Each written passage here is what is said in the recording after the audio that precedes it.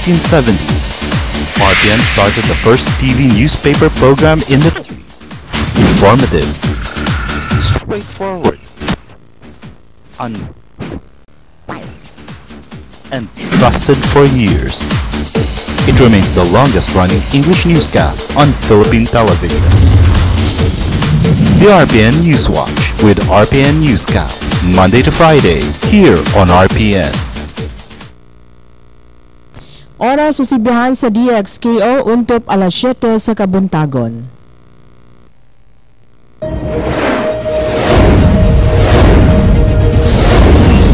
Balita sa DXKO. Mga nagunang kasayuran sa tinubdang lokal, nasyonal, gawas sa nasod, sports ug entertainment. Inyong mabati sa balita sa DXKO. Balita sa DXKO. Ug karon ania ang inyong tigbalita. Mga igala, kumusta ug mayong buntag ania kaning Newswatch nga mga balita pinaagi sibihan sa DXKO. Luhan sa atong mga balita sa lokal nga tinubdan, hugot nga seguridad gipatuman sa Hall of Justice labot na sa gikatakdang case arraignment kang Coco Rasuman. Tulo ka Chinese nationals nagatubang sa kasong illegal mining. Police Regional Office din na doon na bagong hepe ni ini. Sa kauluhan, siyam katiil nga statwa ni Mama Mary pabarog sa Benguet sa dili pa ang mahal nga adlaw. Sa gawasan nasod, final rehearsal alang sa paglusad sa rocket gisugdan na sa South Korea. Sa sports, usa ka negosyante misalindot pag-sponsor sa gilutong away ni Manny Pacquiao sa bulan sa Abril. Sa natad sa showbiz o sa entertainment, Bambante Festival sa Isabela padayong gihugupan sa daghanang katawhan. Mao katunguluhan sa atong mga balita ang himpit nga detalye niini. Una sa balitang lokal, hugot nga seguridad ang gipatuman sa Tibok Hall of Justice ning Dakbayan sa Cagayan de Oro sugod ning Simanaha. Kini may kalabutan na sa gikataktang case arraignment sa Autonad 21 Trading founder nga si Jacob Coco Rasuman nga himuon sa duha ka managlahing korte ning Dakbayan. Matod pa ni Chief City Prosecutor Fidel Macauyag, nakaandam na ang National Bureau of Investigation o NBI nga mapatuman sa security plan alang sa paghidangat ni Rasuman aron atubangon ang mga sumbong batok kaniya. Matod pa ni Macauyag, wa pa nila may bawi kung asa nga sala unang basahon na sa iyang sumbong si Rasuman. Gibutyag nga sala ni Regional Trial Court Branch 22 Presiding Judge Johnny Macabaya na kadestino ang mga syndicated staffa o tinubdan sa pagpadakop kang Rasuman. Samtang sa sala usab ni RTC Branch 23 Presiding Judge Vincent Rosales nagigikan ang duha ka kasong kriminal nga giatubang niini og laing 11 pa ka mga kauban. Si Rasuman ang gitumbok sa iyang mga kliyente nga miugom sa multi-billion pesong investment capital gikan sa amihanang Mindanao o sa uban pang bahin sa nasod. Dugang balitang lokal, tulo ka Chinese nationals nag-atubang sa kasong paglapas sa Philippine Mining Act. Si Prosecutor Fidel Macauyag nagsugilon nga adunay kaso pato kanila ni Ming Jiangxing 34 anyos, Wu Fing 40 anyos ug Yu Feng Zi 39. Silang tanan pulos na nagagikan sa Yunnan, China. Na aresto di pa lamang dugay tungod sa gigong pagpaygayon sa illegal mining activities sa barangay Tumpagon sakop ning syudad sa Cagayan de Oro. Ang nagreklamo mong Mines and Geoscience Bureau ug ang Criminal Investigation and Detection Group kon CIDG tungod sa mga ligong ebidensya batok sa tulo ka mga incheck. Ang tulo na aresto sa mga operatiba sa CIDG ug MGB representatives uban sa laing duha pa ka mga incheck. Tapos nakit-an sa akto ug ang mga suspetsado nga nagkuy-kuy sa minerales dias barangay Tumpagon. Na-recover gikan sa mga suspetsado mao ang gold dust, fine sand nga adunay mercury nga gipaymutang sa plastic matting, wooden pan o balde nga gisudlas mga balas nga adunay mercury. Ang kaso gisangat sa Metropolitan Trial Court in Cities Branch 2. Pakigtambayayon kaniya og sa matag pulis mo'y hagit sa bag-ong milingkod isip hepe sa Police Regional Office 10 nga si Chief Superintendent Catalino Rodriguez Jr.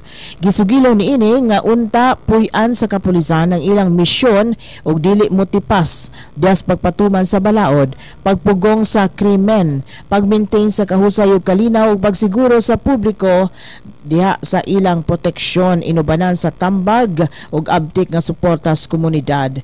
Mo'y gipulihan ni Rodriguez si Police Chief Superintendent Hill Hitusis kinsa ato sa turnover ceremony mapasalamaton usab nga nakasilbi siya dinhi sa Region 10. Padayong giimbestigahan ang tanang anggulo sa posibleng hinungdan sa pagpahimutang og granada sa usa ka Pinoy-anan sa Balungis, Barangay Balulang ning Dakbayan. Kini buto mismo tungod sa puloy-anan sa usa ka Nestor Marohom. Wala hinoy na angol sa pagbuto samtang nahitabo kini Domingo sa hapon. Di pa masuta unsay rason. Adunay nagsugilong rido ang hinungdan, adunay giingong may kalambigitan sa illegal nga droga apan kining tanan gimakak sa hingtungdan maong padayon pang gitutukan sa otoridad ang matuod nga hinungdan sa pagpahimutag bomba sa nasangpit nga Pinoy-anan. Sa upat ka higayon o ikaupat ka higayon gitulis na usab ang sanga sa LBC nga naa sa Vamenta, Carmen ning syudad. Domingo nahitabo ang maong insidente tapos gitiunan sa wa mailing lalaki ang kahera nga si Rosalinda Maglangit, 40 anyos ang panuigon og mideklarang tulis ang mga wa mailing lalaki og mikuha sa kita ni adtong tungura. Ang suspect gibanabanang anaa sa panuigong 30 ngadto na sa 50 anyos. Matod pa sa pulis sa Station 4, walay security guard ang mga establishmento. Hinon adunay CCTV camera. Samtang padayong giimbestigahan ang kaso, naghangyo usab ang kapulisan sa kooperasyon sa establishmento alang sa paghatag seguridad niini. Sa balitang nasudnon, gisiguro sa lokal nga kagamanan sa Benguet nga ilang mapabarog ang 9-foot nga estatwa ni Mama Mary sa di pa ang paghidangat sa mahal nga adlaw. Kini ilang giapa sa taliabot nga pilgrimage sa Holy Week. Apil sa mamahimong pilgrimage ang 7 ka kilometro kagatos gikan sa mga barangay poblasyon, Dalupirap og tinungdan sakop sa Ilugon kun itugon sa Benguet. Ang itugon sa Benguet mo kini ang gidagsaan sa mga turista tungod sa mga sikat nga mountain trekking sama sa Mount Uga climbs ug uban pa panahon sa Semana Santa. Sa balita gikan sa gawasan nasod, gisugdan na sa South Korea ang final rehearsal alang sa paglusad sa rocket nga katuyuan niini masuta ang tanan nga equipment og system sa rocket isip automatic launch sequence. Gisugilon sa Korea Aerospace Research Institute nga mulungtad sa 10 ka oras ang final rehearsals.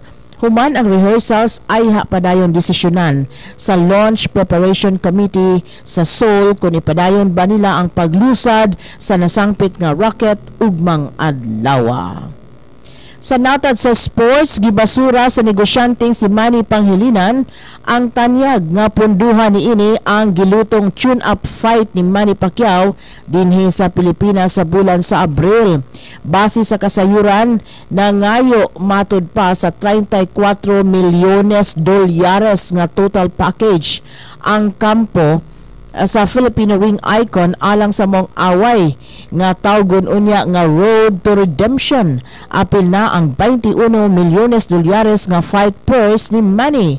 Apan sumala pa ni MVP Group o sa MVP Group daghan pa sa mga proyektong ilang gitutukan alang karong tuiga nga nag-apil na kini sa commitment sa FIBA Asia Men's Basketball Championship nga himuon sa Agosto 1 ug ang ABAP Asia Youth Boxing Championships.